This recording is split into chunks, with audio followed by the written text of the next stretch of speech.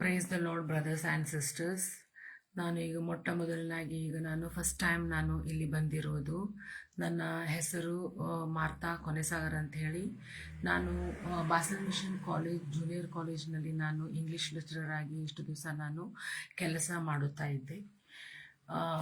ಮೊದಲನಾಗಿ ದೇವರಿಗೆ ನಾನು ಸ್ತೋತ್ರ ಹೇಳುತ್ತೇನೆ. ನನಗೆ ಹಾಗೂ ಸಿಸ್ಟರ್ ಸಾರಾ ದೀಪು ಅವರು ನನಗೆ ಇಲ್ಲಿ ಅಪಾರ್ಚುನಿಟಿ ಕೊಟ್ಟಿದ್ದಕ್ಕಾಗಿ ಅವರಿಗೆ ಸಿಸ್ಟರ್ ಸಾರಾ ದೀಪು ಅವರಿಗೆ ನಾನು ಥ್ಯಾಂಕ್ಸ್ ಹೇಳುತ್ತೇನೆ.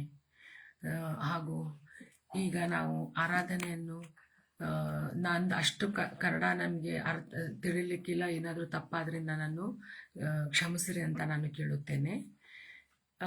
ಈಗ ನಾವು ಮೊದಲನೇದಾಗಿ ನಾವು ಗೀತವನ್ನು ಹಾಡಿಕೊಳ್ಳೋಣ. ಅದು 246ನೆಯ ಗೀತ. ಶ್ರೀ ಸುವಿನಾಯೇದೆ ಯೋಹಾನನಂತೆ ನಾನತು ಧಾನ್ಯಳಾಗಿ ಆರಾಮಗೊಳ್ಳುವೆ. ಸಂದೇಹ ಚಿಂತೆ ಪೀಡೆ ಈ ಲೋಕಲೀಲೆಯು ಸೈತಾನ ಬಿಡೋ ಬಾಣ ಇಲ್ಲೇನು ತಾಟದು. ನಾಯಿಸು ಮೋರೆ ಓಕೆ ಇನ್ನೇನು ಬೇಡವು. ಶ್ರೀ ಯೇಸು ಕಾಯ್ದ ಮುಕ್ತಿ ಕೊಂಡಾಡುವೆ ನಿತ್ಯಕ್ಕೂ. ಶ್ರೀ ಯೇಸು ನಾಮ ದುರ್ಗ ನಾ ಕಂಡು ಸೇರಿದೆ. ಈ ಲೋಕತಂತ್ರ ಕಾಟ ತಾತ್ಸಾರ ಮಾಡುವೆ. ಆ ಕೇಳಿರೆಂತ ಮೇಲೋಕ ಗಾನವೇ. ವಿಜಯಗೊಂಡ ಸೇನೆ ಸಂಗೀತ ಹಾಡುತ್ತೆ. ನಾಯಿಸು ಮೋರೆ ಓಕೆ ಇನ್ನೇನು ಬೇಡವು. ಶ್ರೀ ಯೇಸು ಗಾಯ್ದ ಮುಕ್ತಿ ಕೊಂಡಾಡುವೆ ನಿತ್ಯಕ್ಕೂ. ಶ್ರೀ ಯೇಸು ಕೈಗಳಲ್ಲಿ ಸುಭದ್ರಳಾಗಿಯೂ ನಾನಾತ್ಮ ತೃಪ್ತಳಾದೆ. ನಿಶ್ಚಿಂತ ದಾಳಿಕೆ ಈ ನಲ್ಪ ಕಾಲ ಕಷ್ಟ ಕಣ್ಣೀರು ಬಂದರು ನಾ ತಾಳಿಕೊಂಡು ವೇಗ ಆಮೇಲೆ ಸೇರ್ವೇನು. ನಾಯಿಸು ಮೋರೆ ಓಕೆ ಇನ್ನೇನು ಬೇಡವು. ಶ್ರೀ ಯೇಸು ಗಾಯ್ದ ಮುಕ್ತಿ ಕೊಂಡಾಡುವೆ ನಿತ್ಯಕ್ಕೂ. ನಾವು ಈಗ ವಾಕ್ಯವನ್ನು ಧ್ಯಾನಿಸುವ ಮುಂಚೆ ನಾವು ಪ್ರಾರ್ಥನೆ ಮಾಡಿಕೊಳ್ಳೋಣ. ತಂದೆಯಾದ ದೇವರೇ, ಪರಲೋಕ ಭೂಲೋಕವನ್ನು ಸೃಷ್ಟಿಸಿದ ಸರ್ವಶಕ್ತನಾಗಿರುವ ತಂದೆಯಾದ ದೇವರೇ, ನಮ್ಮನ್ನು ಬಹಳವಾಗಿ ಪ್ರೀತಿ ಮಾಡುವ ನಮ್ಮ ತಂದೆಯಾದ ದೇವರೇ, ಈ ಬೆಳಗಿನ ಹೊತ್ತು ಹೊಸ ದಿನವನ್ನು ನಮಗೆ ಅನುಗ್ರಹ ಮಾಡಿದ್ದಕ್ಕಾಗಿ ಸ್ತೋತ್ರ ಹೇಳುವಳಾಗಿದ್ದೇನೆ ಸ್ವಾಮಿ. ಇವತ್ತಿನ ದಿವಸ ನಾನು ವಾಕ್ಯ ಹಂಚೋಳಾಗಿದ್ದೇನೆ ಸ್ವಾಮಿ. ಎಲ್ಲರೂ ಯಾರು ನೋಡುತ್ತಾ ಇದ್ದಾರೆ ಬ್ರದರ್ಸ್ ಆ್ಯಂಡ್ ಸಿಸ್ಟರ್ಸ್, ಅವರನ್ನು ಅವರ ಹೃದಯದಲ್ಲಿ ಕಾರ್ಯ ಮಾಡಬೇಕಾಗಿ ಬೇಡಿಕೊಳ್ಳುತ್ತೇನೆ ಸ್ವಾಮಿ. ನಾನು ಪ್ರತಿಯೊಂದು ವಾಕ್ಯವನ್ನು ನುಡಿದು ನಿನ್ನ ಮುಖಾಂತರ ಅದು ಆಗಿರಬೇಕಾಗಿ ಬೇಡಿಕೊಳ್ಳುತ್ತೇನೆ ಸ್ವಾಮಿ. ನನ್ನನ್ನು ನೀನು ಆಶೀರ್ವದಿಸಬೇಕಾಗಿ ಬೇಡಿಕೊಳ್ಳುತ್ತೇನೆ. ನೋಡುತ್ತಿರುವಂಥ ಪ್ರತಿಯೊಬ್ಬೊಬ್ಬರನ್ನು ಆಶೀರ್ವದಿಸಬೇಕಾಗಿ ಬೇಡಿಕೊಳ್ಳುತ್ತೇನೆ ಸ್ವಾಮಿ. ನಾನು ಕೇಳೋದಕ್ಕಿಂತಲೂ ಬೇಡೋದಕ್ಕಿಂತಲೂ ನಮ್ಮ ಮಗನು ನಮ್ಮ ರಕ್ಷಕನಾದ ಯೇಸು ಕ್ರಿಸ್ತನ ಮುಖಾಂತರ ಬೇಡಿ ಹೊಂದಿದ್ದೇವೆ ಸ್ವಾಮಿ. ಆಮೇನ್. ಸೊ ನಾನು ಇವತ್ತಿನ ದಿವಸ ನಾನು ಆಯ್ದುಕೊಂಡಿರುವಂತಹ ಭಾಗ, ಅದು ನಾನು ಯಾವುದು ಆಯ್ದುಕೊಂಡಿರುವಂಥ ಭಾಗ ಅಂದರೆ ಫಾರ್ಗಿವಿಂಗ್ ಅಂತಂದರೆ ಕ್ಷಮಿಸುವುದು. ಒಬ್ಬರನ್ನು ಒಬ್ಬರು ನಾವು ಹೇಗೆ ಕ್ಷಮಿಸುವುದು. ಇದು ದೇವರ ಆಜ್ಞೆ ಆಗಿದೆ. ಇದು ನಮಗೆ ದೇವರು ಏನು ಮಾಡುತ್ತಾನೆ ಅಂದ್ರೆ, ಇಲ್ಲಿ ಪರಲೋಕ ದೇವರು ನಮಗೆ, ಯೇಸು ಸ್ವಾಮಿ ನಮಗೆ ಆಜ್ಞೆಯನ್ನು ಕೊಟ್ಟಿದ್ದಾನೆ. ಏನು ಆಜ್ಞೆಯನ್ನು ಕೊಟ್ಟಿದ್ದಾನೆಂದರೆ, it is a command from God. That is, ನಾವು ಈ ಜೀವನದಲ್ಲಿ ಪ್ರಾಕ್ಟೀಸ್ ಮಾಡಬೇಕು. ಏನಂದ್ರೆ, we have to meditate here ಅಂತಂದ್ರೆ, ನಾವು ಒಬ್ಬರನ್ನೊಬ್ಬರು ಕ್ಷಮಿಸುವುದು ಬಹಳವಾಗಿ ಮುಖ್ಯವಾಗಿರೋದು. ಹೇಗೆ ನಾವು ಕ್ಷಮಿಸಬೇಕು? ನಾವು ಕ್ಷಮಿಸೋದು ಬಹಳ ಸರಳವಲ್ಲ. ನಾವು ಕ್ಷಮಿಸೋದು ನಮಗೆ ಬಹಳ ಡಿಫಿಕಲ್ಟ್ ಆಗ್ಬೋದು. ಒಬ್ಬರು ನಮ್ಗೆ ಯಾರಾದರೂ ತಪ್ಪು ಮಾಡಿದರೆ, ನಮ್ಮ ಹೃದಯಕ್ಕೆ ನೋವನ್ನು ಮಾಡಿದ್ದರೆ ಅವರನ್ನು ನಾವು ಕ್ಷಮಿಸೋದು ಬಹಳವಾಗಿ ನಮಗೆ ಡಿಫಿಕಲ್ಟ್ ಆಗಬಹುದು. ಆದರೆ ಇಲ್ಲಿ ನಮಗೆ ಮತ್ತಾಯನ ಬರೆದ ಸುವಾರ್ತೆ 6ನೇ ಅಧ್ಯಾಯದಲ್ಲಿ ನಾವು ನೋಡೋಣ. ಮತ್ತಾಯನ ಬರೆದ ಸುವಾರ್ತೆ ನಾವು 6ನೇ ಅಧ್ಯಾಯದಲ್ಲಿ ನಾವು ಅದು ಏನಂದರೆ, ಅದು 14 ಮತ್ತು 6ನೇ ಅಧ್ಯಾಯ, ಅದು 14 ಮತ್ತು 15ರಲ್ಲಿ ಬರೆದಿದೆ. ಏನಂತ ಬರೆದಿದೆ ಅಂದರೆ, ಇಲ್ಲಿ ನೀವು ಜನರ ತಪ್ಪುಗಳನ್ನು ಕ್ಷಮಿಸಿದರೆ ಪರಲೋಕದಲ್ಲಿರುವ ನಿಮ್ಮ ತಂದೆಯು ನಿಮ್ಮ ತಪ್ಪುಗಳನ್ನು ಕ್ಷಮಿಸುವನು. ಆದರೆ ನೀವು ಜನರ ತಪ್ಪುಗಳನ್ನು ಕ್ಷಮಿಸದೇ ಹೋದರೆ ನಿಮ್ಮ ತಂದೆ ಸಹ ನಿಮ್ಮ ತಪ್ಪುಗಳನ್ನು ಕ್ಷಮಿಸುವುದಿಲ್ಲ ಅಂತೇಳಿ ಇಲ್ಲಿ ದೇವರೇ ನಮಗೆ ಕಮಾಂಡ್ ಕೊಡ್ತಾನೆ, ಆಜ್ಞೆಯನ್ನು ಕೊಡುತ್ತಾನೆ. ಅಂದರೆ ನಾವು ಏನು ಮಾಡಬೇಕು? ಒಬ್ಬರ ತಪ್ಪುಗಳನ್ನು ನಾವು ಒಬ್ಬರು ಕ್ಷಮಿಸಬೇಕಾಗಿ ಇಲ್ಲಿ ದೇವರು ನಮಗೆ ಕೇಳಿಕೊಳ್ಳುತ್ತಾನೆ. ಅದೇ ರೀತಿಯಾಗಿ ಇಲ್ಲಾದರೆ ನಾವು ಕ್ಷಮಿಸಲೇ ಹೋದರೆ ಅದು ಸಿನ್, ಅದು ಏನಾಗುತ್ತದೆ ಅಂದರೆ ಪಾಪವಾಗುತ್ತದೆ. ನಾವು ಪಾಪಿಗಳಾಗಿದೆ, ದೇವರ ಮುಂದೆ ನಾವು ಪಾಪ ಮಾಡಿದ ಹಾಗೆ. ಸೊ ಇಲ್ಲಿ ದೇವರು ನಮಗೆ ಏನು ಹೇಳುತ್ತಾನೆ ಅಂತಂದರೆ, ಅದೇ ರೀತಿಯಾಗಿ ಇಲ್ಲಿ ನಮ್ಗೆ ಏನಂತಂದರೆ, ಮ್ಯಾಥ್ಯೂ ಚಾಪ್ಟರ್, ಅದು ಮತ್ತಾಯನ ಸುವಾರ್ತೆ 18ನೇ ಅಧ್ಯಾಯ, 18ನೇ ಅಧ್ಯಾಯದಲ್ಲಿ ನಮಗೆ ಪೇತ್ರನು ಹೇಳುತ್ತಾನೆ, ದೇವರಿಗೆ ಕೇಳುತ್ತಾನೆ. ಅದು 21ನೇ ವಚನ ಮತ್ತು 22ರಲ್ಲಿ ಬರೆದಿದೆ. ಏನಂತಂದರೆ, ಆಗ ಪೇತ್ರನು ಆತನ ಬಳಿಗೆ ಬಂದು, ಸ್ವಾಮಿ, ನನ್ನ ಸಹೋದರನು ನನಗೆ ತಪ್ಪು ಮಾಡುತ್ತಾ ಬಂದರೆ ನಾನು ಎಷ್ಟು ಸಾರಿ ಅವನಿಗೆ ಕ್ಷಮಿಸಬೇಕು? 7 ಸಾರಿಯೋ ಎಂದು ಕೇಳಲು ಯೇಸು ಅವನಿಗೆ, 7 ಸಾರಿ ಎಂದಲ್ಲ, 70 ಸಾರಿ ಎಂದು ನಿಮಗೆ ಹೇಳುತ್ತೇನೆ ಅಂತೇಳಿ ಹೇಳ್ತಾನೆ. ದೇವರೇ, ಇಲ್ಲಿ ನಮಗೆ 70+7 ಅಂದರೆ 70 ಮತ್ತು 7 ಅಂತ ಹೇಳಿದರೆ, ಇಲ್ಲಿನ ಏನಂತಂದರೆ, ನಾವು ಬಹಳ ಸಾರಿ ನಾವು ಇಲ್ಲಿ ಕ್ಷಮಿಸಬೇಕಾಗುತ್ತದೆ. ನಾವು ಇಲ್ಲಿ ಬಹಳ ಸಾರಿ, ಒಂದೇ ಸಲ ಅಲ್ಲ, 2 ಸಲ ಅಲ್ಲ, 3 ಸಲ ಅಲ್ಲ, ನಾವು ಸಹೋದರರನ್ನು ಬಹಳ ಸಲ ಯಾರು ನಮಗೆ ತಪ್ಪು ಮಾಡಿರುತ್ತಾರೆ, ಅಗೇನ್ ಆ್ಯಂಡ್ ಅಗೇನ್ ನಾವು ಮತ್ತೆ ಮತ್ತೆ ಮತ್ತೆ ಮತ್ತೆ ನಾವು ಕ್ಷಮಿಸ್ಕೊಂತ ಇರ್ಬೇಕಂತ ಹೇಳಿ ದೇವರು ನಮ್ಮಿಂದ ಅಪೇಕ್ಷೆ ಪಡುತ್ತಾನೆ. ನಮ್ಮಿಂದ ಅವನು ಬಯಸುವುದು ಇದೆ, ನಾವು ಒಬ್ಬರನ್ಗೋಸ್ಕರ ಒಬ್ಬರು ನಾವು ಕ್ಷಮಿಸಬೇಕಂತ ಹೇಳಿ ನಮಗೆ ದೇವರು ಇಲ್ಲಿ ಹೇಳುತ್ತಾನೆ. ಅದು ಹೃದಯದಿಂದ ಬರಬೇಕು. ಕ್ಷಮಿಸುವುದು ಅದು ನಮ್ಮ ಹೃದಯದಿಂದ ಬರಬೇಕು ಅಂತ ಹೇಳಿ ಇಲ್ಲಿ ದೇವರು ನಮಗೆ ಆಜ್ಞೆಯನ್ನು ಕೊಡುತ್ತಾನೆ. ಅದೇ ರೀತಿಯಾಗಿ ಮತ್ತಾಯನ ಬರೆದ ಸುವಾರ್ತೆ 18ರಲ್ಲಿ 35ನೇ ವಚನ, ನಿಮ್ಮಲ್ಲಿ ಪ್ರತಿಯೊಬ್ಬನೂ ತನ್ನ ಸಹೋದರನಿಗೆ ಮನಪೂರ್ವಕವಾಗಿ ಕ್ಷಮಿಸದೆ ಹೋದರೆ ಪರಲೋಕದಲ್ಲಿರುವ ನನ್ನ ತಂದೆಯು ನಿಮಗೆ ಹಾಗೇ ಮಾಡುವನು ಅಂದನು. ಸೊ ಇಲ್ಲಿ ಏನು ನೋಡ್ತೇವೆ ಅಂದರೆ, ದೇವರು ನಮಗೆ ಆಜ್ಞೆಯನ್ನು ಕೊಡುತ್ತಾನೆ. ಏನಂದರೆ, ನಾವು ಒಬ್ಬರನ್ನೊಬ್ಬರು ಕ್ಷಮಿಸಬೇಕಂತ ಹೇಳಿ ನಾವು ಇಲ್ಲಿ ಆಜ್ಞೆಯನ್ನು ಕೊಡುತ್ತಾನೆ. ಏನಂತಂದರೆ, ಮೊದಲನೇದಾಗಿ god is commanding us. So ಈಗ ಮೊದಲನೇದು ನಾವು ಏನಂದರೆ, ಇದು ದೇವರ ಮೊದಲನೆಯ ಆಜ್ಞೆ ಆಗಿದೆ. ಮತ್ತು ನಾವು ಯಾಕೆ ಕ್ಷಮಿಸಬೇಕು? ನಾವು ಯಾಕೆ ಮತ್ತೊಬ್ಬರಲ್ಲಿ ಕ್ಷಮಿಸಬೇಕು? ನಮ್ಗೆ ಏನಾಗುತ್ತದೆ? ನಮಗೇನು ತೊಂದರೆ ಆಗುತ್ತದೆ? ನಾವು ಕ್ಷಮಿಸದೆ ಹೋದರೆ ನಮಗೆ ಇಲ್ಲಿ ಏನು ತೊಂದರೆ ಆಗುತ್ತದೆ? ನಾವೆಲ್ಲರೂ ಪಾಪಿಗಳೇ, ತಪ್ಪು ಮಾಡುತ್ತೇವೆ. ನಾವು ಯಾರೂ ಪರ್ಫೆಕ್ಟ್ ಇಲ್ಲ. ಈ ಭೂಲೋಕದಲ್ಲಿ ನಾವು ಯಾರೂ ಪರ್ಫೆಕ್ಟ್ ಆಗಿ ಇಲ್ಲ. ಸೊ ಇಲ್ಲಿ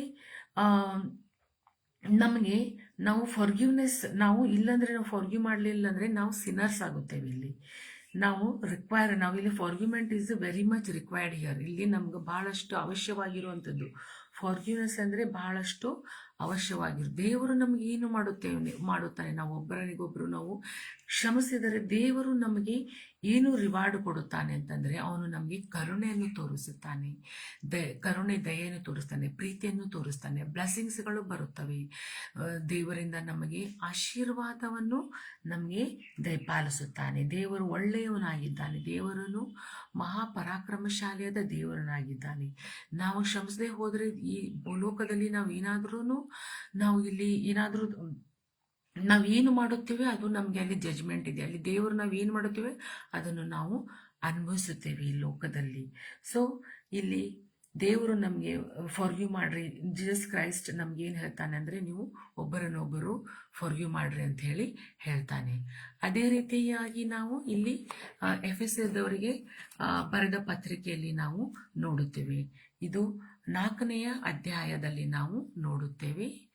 4ನೆಯ ಅಧ್ಯಾಯದಲ್ಲಿ ನಾವು ಏನು ನೋಡುತ್ತೇವೆಂದರೆ, ಒಬ್ಬರಿಗೊಬ್ಬರು ಉಪಕಾರಿಗಳಾಗಿಯೂ ಕರುಣೆ ಉಳ್ಳವರಾಗಿಯೂ ಕ್ಷಮಿಸುವವರಾಗಿಯೂ ಇರ್ರಿ. ನಾವು ಇಲ್ಲಿ ದೇವರು ಹೇಳುತ್ತಾನೆ, ಒಬ್ಬರಿಗೆ ಒಬ್ಬರು ಕರುಣೆ ಉಳ್ಳವರಾಗಿ ಕ್ಷಮಿಸುವವರಾಗಿರ್ರಿ. ನಾವು ಒಬ್ಬರಿಗೊಬ್ಬರು ಪ್ರೀತಿಯನ್ನು ತೋರಿಸೋಣ ಮತ್ತು ದಯೆಯನ್ನು ತೋರಿಸೋಣ ಇಲ್ಲಿ ನಾವು. ಮತ್ತು ದೇವರು ನಮಗೆ ಇಲ್ಲಿ ಹೇಳುತ್ತಾನೆ ನಾವು ಹೇಗೆ ನಡೆಯಬೇಕು, ನಮ್ಮ ಜೀವನ ನಾವು ಹೇಗೆ ನಡೆಸಿಕೊಂಡು ಹೋಗಬೇಕು, ಹೇಗೆ ನಾವು ಕ್ಷಮಿಸೋದು. ನಮಗೆ ಬಹಳವಾಗಿ ಡಿಫಿಕಲ್ಟ್ ಆಗ್ಬೋದು, ನಾವು ಕ್ಷಮಿಸೋದು ಅಂದರೆ ನಮಗೆ ಡಿಫಿಕಲ್ಟ್ ಆಗ್ಬೋದು. ಅದೇ ರೀತಿಯಾಗಿ ನಾವು ದೇವರನ್ನು ಅನುಸರಿಸೋಣ. ನಾವು ದೇವರ ಮಕ್ಕಳಾಗಿದ್ದೇವೆ. ನಾವು ಇಲ್ಲಿ ಮಾಡುತ್ತೇವೆ ಅದನ್ನು ಅನುಭವಿಸುತ್ತೇವೆ ಮತ್ತು ಅಲ್ಲಿ ಜಜ್ಮೆಂಟ್ ಇದೆ. ಮೇಲಗಡೆ ದೇವರು ಪರಲೋಕದಲ್ಲಿ ನಮಗೆ ಜಜ್ಮೆಂಟನ್ನು ಕೊಡುತ್ತಾನೆ. ಇಲ್ಲಿ ನಾವು ಫಾರ್ಗ್ಯೂ ಮಾಡಬೇಕು, ಒಬ್ಬರನ್ನೊಬ್ಬರು ನಾವು ಕ್ಷಮಿಸಬೇಕು. ಇಲ್ಲಿ ಸಹ ದೇವರು ಸಹ ಕ್ಷಮಿಸಿದ್ದಾನೆ. ಹೇಗೆ ಅಂತಂದರೆ, ದೇವರು ಪರಲೋಕದ ದೇವರು ನಮ್ಮನ್ನು ಬಹಳವಾಗಿ ಪ್ರೀತಿ ಮಾಡುವ ದೇವರು ಇಲ್ಲಿ ಏನು ಮಾಡುತ್ತಾನೆ ಅಂದರೆ, ಪಿಲಾತನು ಜನರಿಗೆ ಅವನು ಕೆಟ್ಟವನು ಅಂತ ಹೇಳಿದಾಗ ಇವನಲ್ಲಿ ಏನು ದೋಷ ಕಾಣುವುದಿಲ್ಲ, ಏನು ಮಾಡುತ್ತೀರೋ ಮಾಡಿರಿ ಅಂತ ಅವನು ಜನರ ಕೈಗೆ ಕೊಟ್ಟು ಬಿಡುತ್ತಾನೆ. ಆ ಜನರು ಇಲ್ಲಿ ಅವನನ್ನು ಕ್ರೂಜಿಗೆ ಏರಿಸುತ್ತಾರೆ, ಅವನು ಹೊಡೆಯುತ್ತಾರೆ, ಬಡಿಯುತ್ತಾರೆ, ಅವನಿಗೆ ನೋವಿನಿಂದ ತುಂಬಿರುತ್ತಾನೆ, ಅವನಿಗೆ ಬರ್ಚಿಯಿಂದ ತಿವಿಯುತ್ತಾರೆ, ರಕ್ತ ಸುರಿಯುತ್ತದೆ, ಅವನು ಎಲ್ಲ ದೇಹದಲ್ಲಿ ಎಲ್ಲ ಏನಾಗಿರುತ್ತದೆ ಅಂದರೆ ಗಾಯಗಳಾಗಿರುತ್ತವೆ. ಮಳೆಯಿಂದ ಅವನಿಗೆ ಕೈಗೆ ಚುಚ್ಚಲ್ಪಡುತ್ತಾರೆ, ರಕ್ತ ಸುರಿಸಲ್ಪಡುತ್ತದೆ. ಆದರೂ ದೇವರು ಅಷ್ಟೊಂದು ನೋವು ಉಂಟು ಆಗಿರುತ್ತದೆ. ಆದರೂ ದೇವರು ಇಲ್ಲಿ ಕ್ರೂಜೆಯಲ್ಲಿ ಏನು ಹೇಳುತ್ತಾನೆ, ಲೂಕನ ಬರೆದ ಸುವಾರ್ತೆಯಲ್ಲಿ 23ನೇ ಅಧ್ಯಾಯ 34ರಲ್ಲಿ ಏನು ಹೇಳುತ್ತಾನೆ, ಅವರು ಏನು ಮಾಡುತ್ತಾರೆ ಅವರಿಗೆ ಗೊತ್ತಿಲ್ಲ, ಅವರು ಅರಿಯರು, ದೇವರೇ ಅವರನ್ನು ಕ್ಷಮಿಸು ಅಂತ ಹೇಳುತ್ತಾನೆ. ದೇವರು ಅತಿ ಅದ್ಭುತನಾದ ದೇವರಾಗಿದ್ದಾನೆ, ಪರಾಕ್ರಮಶಾಲಿಯಾದ ದೇವರಾಗಿದ್ದಾನೆ, ನಿತ್ಯನಾದ ದೇವರಾಗಿದ್ದಾನೆ. ಅವನು ಇಲ್ಲಿ ನಮ್ಗೆ ಏನು ಹೇಳುತ್ತಾನಂತಂದರೆ, ಒಬ್ಬರು ನೀವು ಕ್ಷಮಿಸಿರಿ ಅಂತ ಹೇಳಿ ಅವನು ಕಮಾಂಡ್ ಮಾಡುತ್ತಾನೆ ನಮಗೆ. ಅವನು ನಮಗೆ ಆಜ್ಞೆಯನ್ನು ಕೊಡುತ್ತಾನೆ. ನಾವು ಸಹ ಹೇಗೆ ಅವನು ಕ್ಷಮಿಸಿದನೋ ಅದೇ ಮನಸ್ಥಿತಿ, ನಮ್ಮ ಮೈಂಡ್ ಅದೇ ಮನಸ್ಥಿತಿ ನಮ್ಮಲ್ಲಿ ಇರೋಣ. ನಾವು ಅದನ್ನು ಇನ್ಕಲ್ಕೇಟ್ ಮಾಡೋಣ, ನಾವು ಹಾಗೆ ಇರೋಣ. ದೇವರಲ್ಲಿ ಇರುವಂಥ ಮನಸ್ಸು ನಮ್ಮಲ್ಲಿನೂ ಇರಬೇಕಂತ ಇಲ್ಲಿ ನಾನು ಹೇಳುತ್ತೇನೆ. ಮತ್ತು ನಾವು ಏನು ನೋಡುತ್ತೇವೆ ಅಂದರೆ, ದೇವರು ಇಲ್ಲಿ ನಮ್ಗೆ ಏನು ಉಪಯೋಗ ಆಗುತ್ತದೆ, what benefits we will get, ನಮ್ಗೆ ಏನಾಗುತ್ತದೆ. ನಾವು ಕ್ಷಮಿಸದೇ ಹೋದರೆ ನಾವು ಬಹಳಷ್ಟು ಏನಾಗುತ್ತದೆ, ನಮಗೆ ಕ್ಷಮಿಸದೆ ನಾವು ಹೋದರೆ ನಾವು ಏನಾಗುತ್ತದೆ ಅಂದರೆ ನಾವು ಪ್ಯಾನಿಕ್ ಅಟ್ಯಾಕ್ಗೆ ಒಳಗಾಗುತ್ತೇವೆ. ಇಲ್ಲಿ ಏನು ಹೇಳ್ತಾನೆ, ನಾವು ದೇವರು ಆಜ್ಞೆ ಕೊಟ್ಟಿದ್ದಾನೆ ಮತ್ತು ನಾವು ಕ್ಷಮಿಸದೆ ಹೋದರೆ ಇಲ್ಲಿ ದೇವರು ನಾವು ಆ ವ್ಯಕ್ತಿಯನ್ನು ಕ್ಷಮಿಸದೆ ಹೋದರೆ, ಯಾರು ಹರ್ಟ್ ಮಾಡಿದ್ದಾರಲ್ಲೇ ಆ ವ್ಯಕ್ತಿಯನ್ನು ನಾವು ಕ್ಷಮಿಸದೆ ಹೋದರೆ ದೇವರು ಮತ್ತು ನಮ್ಮ ಮಧ್ಯದಲ್ಲಿ ಅವನು ಅಡ್ಡಗೋಡೆಯಾಗಿ ನಿಲ್ಲುತ್ತಾನೆ. ಅಡ್ಡಗೋಡೆಯಾಗಿ ನಿಂತು ನಾವು ಏನು ಪ್ರೇಯರ್ ಮಾಡ್ತೀವಲ್ಲ ದೇವ್ರಿಗೆ, ಅದು ದೇವರಿಗೆ ಕೇಳೋದಿಲ್ಲ. ನಮ್ಮ ಪ್ರಾರ್ಥನೆಯನ್ನು ದೇವರು ಕೇಳೋದಿಲ್ಲ ನಮ್ಮ ಪ್ರಾರ್ಥನೆ. ಆಮೇಲೆ ಏನಾಗುತ್ತದೆ, ದೇವರು ನಮ್ಮಿಂದ ದೂರ ಹೋಗುತ್ತಾನೆ. ನಾವು ಯಾವ ವ್ಯಕ್ತಿಯನ್ನು ನಾವು ಕ್ಷಮಿಸದೇ ಹೋದರೆ ಆ ವ್ಯಕ್ತಿ ಅವನಿಂದ ನಾವು ದೇವರಿಂದ ನಾವು ದೂರವಾಗುತ್ತವೆ. ನಾವು ಇಲ್ಲಿ ಮಾಡರ್ನ್ ರಿಸರ್ಚರ್ಸ್ ಮಾಡಿದ್ದಾರೆ ಇದರ ಬಗ್ಗೆ. ಅವರು ಏನು ಹೇಳುತ್ತಾರೆ ಅಂತಂದರೆ, ನಾವು ಫಾರ್ಗ್ಯೂ ಮಾಡಲಿಲ್ಲ ಅಂದರೆ, ನಾವು ಒಬ್ಬರನ್ನು ಯಾರಾದರನ್ನು ನಾವು ಕ್ಷಮಿಸದೆ ಹೋದರೆ ನಮಗೆ ನಮ್ಮಷ್ಟಕ್ಕೆ ನಾವೇ ದೇವರು ಯಾವ ರೋಗವನ್ನು ನಮಗೆ ಕೊಡುವುದಿಲ್ಲ. ದೇವರು ನಮ್ಮನ್ನು ಬಹಳವಾಗಿ ಪ್ರೀತಿ ಮಾಡುತ್ತಾನೆ. ಯಾವ ಶೋಧನೆ, ಯಾವುದರ ಕಷ್ಟಗಳು ನಮಗೆ ಬರುತ್ತವೆ ಎಲ್ಲ ಸೈತಾನನ ಒಡ್ಡುವಂಥದ್ದು. ದೇವರು ನಮ್ಮನ್ನು ಕಾಯ್ದು ಕಾಪಾಡುತ್ತಾನೆ. ಇಲ್ಲಿ ಏನಂತಂದರೆ ನಾವು ಫಾರ್ಗಿವ್ ಮಾಡಲಿಲ್ಲ ಅಂದರೆ ನಮ್ಮ ಮನಸ್ಸಿನಲ್ಲಿ ನಾವು ಏನಾಗುತ್ತೇವೆ ಅಂದರೆ ಪ್ಯಾನಿಕ್ ಅಟ್ಯಾಕ್ ಆಗುತ್ತದೆ ನಮಗೆ, ಮತ್ತು ಏನಾಗುತ್ತದೆ ಡಿಪ್ರೆಷನ್ಗೆ ಒಳಗಾಗುತ್ತದೆ, ಸಿಕ್ನೆಸ್ ಬರುತ್ತದೆ, ನಮ್ಮಷ್ಟಕ್ಕೆ ನಾವು ಸಿಕ್ನೆಸ್ ಬರುತ್ತದೆ, ನಾವು ರೋಗದಿಂದ ತುಂಬಿರವರಾಗುತ್ತೇವೆ. ಅದಕ್ಕೆ ಇದೆಲ್ಲವನ್ನು ತೆಗೆದು ನಾವೇನು ದೇವರನ್ನು ನಾವು ಕ್ಷಮಿಸಬೇಕಂತ ಗುಣವಂತೂ ನಾವು ಹೊಂದಬೇಕಾದರೆ ಇಲ್ಲಿ ದೇವರು ನಮಗೆ ಏನು ಹೇಳುತ್ತಾನಂತಂದರೆ ನಾವು ಇಲ್ಲಿ ನಾವು ನಮಗೆ ದೇವರು ಏನು ಗೈಡ್ ಮಾಡ್ತಾನೆ, ಯಾವ ರೀತಿಯಾಗಿ ನಮಗೆ ಗೈಡ್ ಮಾಡ್ತಾನೆ, ನಾವೇನು ಪ್ರಾಕ್ಟೀಸ್ ಮಾಡಬೇಕಂತ ಇಲ್ಲಿ ನಮ್ಗೆ ಹೇಳುತ್ತಾನೆ ಅಂತಂದರೆ, ಇಲ್ಲಿ ನಮ್ಗೆ ಏನು ಹೇಳುತ್ತಾನೆ ಅಂತಂದರೆ ಪ್ರೇಯರ್ ಮಾಡಿರಿ. ದಿನಾಲು ನೀವು ಪ್ರೇಯರ್ ಮಾಡಿರಿ, ಆ ವ್ಯಕ್ತಿಗೋಸ್ಕರ ಪ್ರೇಯರ್ ಮಾಡಿರಿ, ಕ್ಷಮಿಸ್ರಿ, ಅವನಿಗೆ ಒಳ್ಳೆಯ ಗುಣಗಳನ್ನು ಕೊಡುವಂತ ನೀವು ಬೇಡಿಕೊಳ್ಳಿರಿ, ಕ್ಷಮಿಸ್ರಿ. ಆಮೇಲೆ ದಿನಾಲು ನೀವು ಪ್ರೇಯರ್ ಮಾಡಿರಿ. ಮತ್ತು ನೀವು ಇಲ್ಲಿ ಏನಂತಂದರೆ ಇಲ್ಲಿ ದೇವರಿಗೆ ನಾವು ಏನು ಕೇಳ್ಕೊಳ್ಳೋಣ ಅಂತಂದ್ರೆ ನಾವು ಅದು ಏನಾದರೂ ರೆಸ್ಪೆಕ್ಟ್ ತೋರಿಸಿದ್ರೆ ನಾವು ಅವನ ಬಗ್ಗೆ ನಾವು ಕಂಪ್ಲೇಂಟ್ ಮಾಡೋದು ಬೇಡ. ಅವನ ಬಗ್ಗೆ ನಾವು ಹಾಗಿದ್ದಾನೆ ಹೀಗಿದ್ದಾನೆ ಅಂಥೇಳಿ ನಾವು ದೇವರ ಹತ್ರ ನಾವು ಕೇಳೋದು ಬೇಡ. ಒಳ್ಳೆಯದನ್ನೇ ಕೇಳೋಣ. ದೇವರು ಒಳ್ಳೆಯದೇ ನಮಗೆ ಉತ್ತರವನ್ನು ಕೊಡುತ್ತಾನೆ. ಅದೇ ರೀತಿಯಾಗಿ ಮ್ಯಾಥ್ಯೂ ಚಾಪ್ಟರ್ ಮತ್ತು ಇಲ್ಲಿ 5ರಲ್ಲಿ ನೋಡುತ್ತೇವೆ ನಾವು. 5ರಲ್ಲಿ ಏನು ನೋಡುತ್ತೇವೆ ನಾವು ಇಲ್ಲಿ 44 ವಚನದಲ್ಲಿ ನಾವು ನೋಡುತ್ತೇವೆ. ಏನಂತ ನಾವು ನೋಡುತ್ತೇವೆ ಇಲ್ಲಿ ಮ್ಯಾಥ್ಯೂ ಮತ್ತಾಯನ ಬರೆದ ಸುವಾರ್ತೆ 5ರಲ್ಲಿ ನಾವು 44ನೇ ಅಧ್ಯಾಯದಲ್ಲಿ ಏನು ನೋಡುತ್ತೇವೆ ಅಂದರೆ ನಾವು ನಿನ್ನ ನೆರೆಯವನನ್ನು ಪ್ರೀತಿಸಿ ನಿನ್ನ ವೈರಿಯನ್ನು ಹಾಗೆ ಮಾಡಬೇಕೆಂದು ಹೇಳಿಯದೆ ಎಂಬುದಾಗಿ ಕೇಳಿದಿರಷ್ಟೇ. ಆದರೆ ನಾನು ನಿಮಗೆ ಹೇಳುವುದೇನೆಂದರೆ ನಿಮ್ಮ ವೈರಿಗಳನ್ನು ಪ್ರೀತಿಸಿರಿ ಅಂತ ಹೇಳಿ ಇಲ್ಲಿ ದೇವರು ನಮಗೆ ಹೇಳುತ್ತಾನೆ. Love your enemies. ದೇವರು ನೀವು ಏನು ಹೇಳುತ್ತಾನೆ ಅಂದರೆ ನೀವು ವೈರಿಗಳನ್ನು ಪ್ರೀತಿಸಿರಿ ನೀವು, ಮತ್ತು ಅವರಿಗೋಸ್ಕರ ನೀವು ಒಳ್ಳೆಯದನ್ನು ಮಾಡಿರಿ, ಕೆಟ್ಟದನ್ನು ಬಯಸಬೇಡ್ರಿ. ದೇವರು ನಿಮಗೆ ಆಶೀರ್ವಾದದ ಮಳೆಯನ್ನು ಸುರಿಸುತ್ತಾನೆ, ಆಶೀರ್ವಾದವನ್ನು ಕೊಡುತ್ತಾನೆ. ನೀವು ಹಾಗೆ ನಮ್ಮ ಜೀವಿತ ಒಳ್ಳೆಯದಾಗಬೇಕಂದ್ರೆ ನೀವು ಅವ್ರನ್ನ ಕ್ಷಮಿಸಬೇಕು ಮತ್ತು ಪ್ರೇಯರ್ ಮಾಡಬೇಕು, ದಿನಾಲು ಪ್ರೇಯರ್ ಮಾಡಬೇಕು. ಮತ್ತು ನಮ್ಮ ಜೀವಿತ ಏನಾಗುತ್ತದೆ ಅಂತಂದರೆ ನಮ್ಮ ಜೀವಿತವನ್ನು ಲೈಫನ್ನು ನಾವು ಬ್ಯೂಟಿಫುಲ್ ಆಗಿ ಮಾಡಿಕೊಳ್ಳೋಣ, ಒಳ್ಳೆಯ ಜೀವಿತವನ್ನು ನಾವು ಮಾಡಿಕೊಳ್ಳೋಣ. ಪ್ರೇಯರ್ ಮಾಡೋದ್ರಿಂದ ನಾವು ಒಳ್ಳೆಯ ಜೀವಿತವನ್ನು ನಾವು ಮಾಡಿಕೊಳ್ಳೋಣ. ಯಾವಾಗ ನಾವು ದೇವರಲ್ಲಿ ನಾವು ಕೇಳಿಕೊಳ್ಳುತ್ತೇವೆ, ಪ್ರೇಯರ್ ಮಾಡುತ್ತೇವೆ, ನಾವು ದೇವರಲ್ಲಿ what you want from God ಅಂದರೆ ನಮಗೆ ದೇವರಲ್ಲಿ ಏನು ಬೇಕು ಅಂತಂದರೆ ನಮಗೆ ಬ್ಲೆಸ್ಸಿಂಗ್ಸ್ ಬೇಕು. ನಾವು ಬ್ಲೆಸ್ಸಿಂಗ್ಸ್ ದೇವರಲ್ಲಿಂದ ನಾವು ಆಶೀರ್ವಾದವನ್ನು ಹೊಂದಿಕೊಳ್ಳೋಣ. ಮತ್ತು ಆದರೆ ಅದು ನಮಗೆ ಕಷ್ಟವಾಗಬಹುದು. ನಾವು ವೈರಿಯನ್ನು ಕ್ಷಮಿಸಪ್ಪ ದೇವರೇ ಅಂತ ಹೇಳಿರೋ ಅದು ಕಷ್ಟವಾಗಬಹುದು. ಆದರೆ ಇದು ಹೋಲಿ ಬೈಬಲ್ ಇದೆ, ನಮ್ಮ ಹತ್ರ ಹೋಲಿ ಬೈಬಲ್ ಇದೆ. ಅದನ್ನು ನಾವು ದಿನಾಲೂ ಅದನ್ನು ನಾವು ಏನು ಮಾಡೋಣ, ಧ್ಯಾನ ಮಾಡೋಣ, ಅದನ್ನು ಓದೋಣ. ಅದು ನಮಗೆ ಹೆಲ್ಪ್ ಮಾಡುತ್ತದೆ. ಮತ್ತು ಹೋಲಿ ಸ್ಪಿರಿಟ್ ನಮ್ಮಲ್ಲಿ ಬರುತ್ತಾನೆ, ಪವಿತ್ರ ಆತ್ಮನು ನಮ್ಮ ಮನಸ್ಸಿನಲ್ಲಿ ಬಂದು ಕಾರ್ಯ ಮಾಡುತ್ತಾನೆ. ನಾವು ಕ್ಷಮಿಸುವವರಾಗಿರ್ತೇವೆ. ನಮ್ಮ ಮನಸ್ಸನ್ನು ಏನು ಮಾಡುತ್ತಾನೆ, ನಾವು ಈಸಿ ಆಗುತ್ತದೆ. ನಮಗೆ ಬೇರೆಯವರು ಕ್ಷಮಿಸುವುದಕ್ಕೆ ನಮಗೆ ಬಹಳವಾಗಿ ಈಸಿ ಆಗುತ್ತದೆ. It is very important in our life. ನಮ್ಮ ಜೀವಿತದಲ್ಲಿ ನಾವು ಕ್ಷಮಿಸುವುದು ಬಹಳವಾಗಿ ಇಂಪಾರ್ಟೆಂಟ್ ಆಗಿದೆ. ಮತ್ತು ನಾವು ಹೋಲ್ ಹಾರ್ಟೆಡ್ ಮನಸ್ಸು ಪೂರ್ತಿಯಾಗಿ ಅವರನ್ನು ಕ್ಷಮಿಸಬೇಕು. ಮತ್ತು ಯಾರನ್ನು ನಾವು ಕ್ಷಮಿಸುತ್ತೇವೋ ಅವರಿಂದ ನಾವು ಏನನ್ನು ಬಯಸಬಾರದು. ಮತ್ತು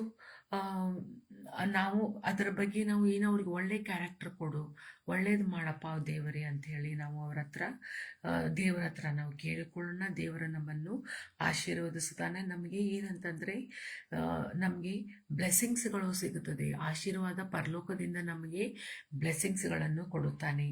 ನಾವು ಅದನ್ನು ಬಯಸೋಣ. ನಾವು ಏನು ಮಾಡೋಣ ಅಂತಂದರೆ ನಾವು ಒಬ್ಬರಿಗೋಸ್ಕರ ಒಬ್ಬರು ಕ್ಷಮಿಸುವವರಾಗಿರೋಣ. ನಮ್ಮ ಮನಸ್ಸನ್ನು ನಮ್ಮ ಹೃದಯ ನಾವು ಕ್ಷಮಿಸೋದಿಲ್ಲ, ವೈರಿಗಳನ್ನು ಕ್ಷಮಿಸೋದಿಲ್ಲ.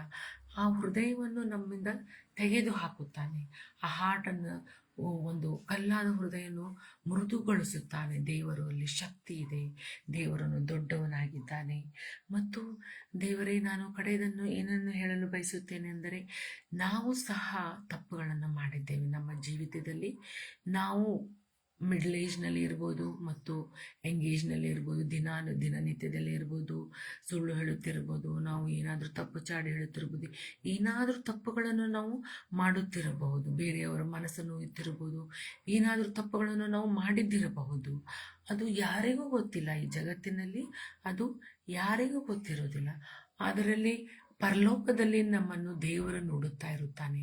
ಪರಲೋಕದಲ್ಲಿ ದೇವರು ನಮ್ಮನ್ನು ನೋಡುತ್ತಾ ಇರುತ್ತಾನೆ. ಅವನು ನಮ್ಮನ್ನು, ನಾವು ರಿಪೆಂಟೆನ್ಸ್ ಆಗೋಣ, ನಾವು ಪಶ್ಚಾತ್ತಾಪ ಪಡೋಣ. ದೇವರಲ್ಲಿ ನಾವೇನು ಕೇಳಿಕೊಳ್ಳೋಣ ಅಂದರೆ, ದೇವರೇ ನಮ್ಮನ್ನು ಕ್ಷಮಿಸಪ್ಪ, ದೇವರೇ ನಾವೇನು ತಪ್ಪುಗಳನ್ನು ಮಾಡಿದ್ದೀವಿ ಜೀವಿತದಲ್ಲೆಲ್ಲ ನಮ್ಮ ತಪ್ಪುಗಳನ್ನು ಕ್ಷಮಿಸಿ, ನಾವು ಒಳ್ಳೆಯ ಮಾರ್ಗದಲ್ಲಿ ನಮ್ಮನ್ನು ನೀನು ನಡೆಸಬೇಕಾಗಿ ನಾನು ಬೇಡಿಕೊಳ್ಳೋರಾಗಿರೋಣ ನಾವು. ಹಾಗೂ ದೇವರು ನಮ್ಮನ್ನು ಕ್ಷಮಿಸುತ್ತಾನೆ, ದೇವರು ನೋಡುವನಾಗಿದ್ದಾನೆ ಮತ್ತು ದೇವನು ಅದ್ಭುತಕರನಾಗಿದೆ, ನಮಗೆ ಶಕ್ತಿಯನ್ನು ಕೊಡುತ್ತಾನೆ. ದೇವರು ನಮಗೇನು ಕೊಡುತ್ತಾನೆ? ಶಕ್ತಿ. ಅವನು god will give us strength, ಶಕ್ತಿಯನ್ನು ಕೊಡುತ್ತಾನೆ ನಮಗೂ ಮತ್ತು ಒಳ್ಳೆಯ ದಾರಿಯಲ್ಲಿ ನಮ್ಮನ್ನು ನಡೆಸುತ್ತಾನೆ ಅಂತ ನಾನು ಇವತ್ತಿನ ದಿವಸ ನಾನು ನಿಮಗೆ ಹೇಳಿದ್ದೇನೆ. ಅದು ನಿಮಗೆ ಎಲ್ಲರ ಹೃದಯದಲ್ಲಿ ಕಾರ್ಯ ಮಾಡಲಿ ಅಂತ ನಾನು ದೇವರಲ್ಲಿ ಕೇಳಿಕೊಳ್ಳುತ್ತೇನೆ. ಈಗ ನಾವು ಪ್ರಾರ್ಥನೆಯನ್ನು ಮಾಡಿಕೊಳ್ಳೋಣ. ತಂದೆಯಾದ ದೇವರೇ, ಪರಲೋಕ ಭೂಲೋಕವನ್ನು ಸೃಷ್ಟಿಸಿದ ಸರ್ವಶಕ್ತನಾಗಿರುವ ತಂದೆಯಾದ ದೇವರೇ, ನೀ ವಾಕ್ಯವನ್ನು ಆಶೀರ್ವದಿಸಿದ್ದೀಯಾ ಅಂತ ನಾನು ನಂಬುತ್ತೇನೆ ಸ್ವಾಮಿ. ಪ್ರತಿಯೊಂದು ನನ್ನ ಹೃದಯದಿಂದ ಬಂದಿರುವಂಥ ಮಾತು ನಿನ್ನದಾಗಿರಲಿ ಸ್ವಾಮಿ. ಹಾಗೂ ಇದು ಎಲ್ಲ ಬ್ರದರ್ಸ್ ಆ್ಯಂಡ್ ಸಿಸ್ಟರ್ಸ್ ಮನಸ್ಸಿನಲ್ಲಿ ಕಾರ್ಯ ಮಾಡುವಾಗಿ ಕೃಪೆ ತೋರಿಸಬೇಕಾಗಿ ಬೇಡಿಕೊಳ್ಳುತ್ತೇನೆ ಸ್ವಾಮಿ. ರಾಜಾದಿರಾಜನಾಗಿದ್ದಿ, ಕರ್ತನಾಗಿದ್ದಿ, ಅತಿ ಪರಿಶುದ್ಧ ಸ್ಥಾನದಲ್ಲಿ ಇವರು ನಮ್ಮ ತಂದೆಯಾದ ದೇವರಾಗಿದ್ದಿ ಸ್ವಾಮಿ. ನಾಮಕ್ಕೆ ಸ್ತೋತ್ರ ಉಂಟಾಗಲಿ ಸ್ವಾಮಿ. ಎಲ್ಲ ಸಿಸ್ಟರ್ಸನ್ನು ಬ್ರದರ್ಸ್ಗೆ ಆರೋಗ್ಯವನ್ನು ಕೊಡಬೇಕಾಗಿ ಬೇಡಿಕೊಳ್ಳುತ್ತೇನೆ. ನೀನು ಜಯ ಕೊಡುವ ದೇವರಾಗಿದ್ದಿ ಸ್ವಾಮಿ, ಎಲ್ಲರಿಗೂ ನೀನು ಜಯ ಕೊಡುವ ದೇವರಾಗಿದ್ದಿ. ಜಯ ಕೊಡಬೇಕಾಗಿ ಬೇಡಿಕೊಳ್ಳುತ್ತೇನೆ. ಆರೋಗ್ಯದಾಯಕನಾಗಿದ್ದೆ, ಆರೋಗ್ಯ ಕೊಡುವಬೇಕಾಗಿ ಬೇಡಿಕೊಳ್ಳುತ್ತೇನೆ. ನಾನೇ ಸತ್ಯವು, ನಾನೇ ಜೀವ, ನಾನೇ ಮಾರ್ಗವು ಅಂತ ಹೇಳಿದ್ದೆ ಸ್ವಾಮಿ. ಅದೇ ರೀತಿಯಾಗಿ ನಮ್ಮನ್ನು ನಡೆಸಬೇಕಾಗಿ ಬೇಡಿಕೊಳ್ಳುತ್ತೇನೆ. ಈ ವಾಕ್ಯ ನಾನು ಹೇಳಿಕೊಂಡಿರುವಂಥ ವಾಕ್ಯ ಎಲ್ಲರ ಮನಸ್ಸಿನಲ್ಲಿ ಕಾರ್ಯ ಮಾಡಬೇಕಾಗಿ ಬೇಡಿಕೊಳ್ಳುತ್ತೇನೆ ಸ್ವಾಮಿ. ನಾನು ಕೇಳೋದಕ್ಕಿಂತಲೂ ಬೇಡೋಕ್ಕಿಂತಲೂ ನಮ್ಮ ಮುದ್ದು ಮಗನು, ನಮ್ಮ ರಕ್ಷಕನಾದ ಯೇಸು ಕ್ರಿಸ್ತನ ಮುಖಾಂತರ ಬೇಡಿ ಹೊಂದಿದ್ದೇವೆ ಸ್ವಾಮಿ. ಆಮೇನ್.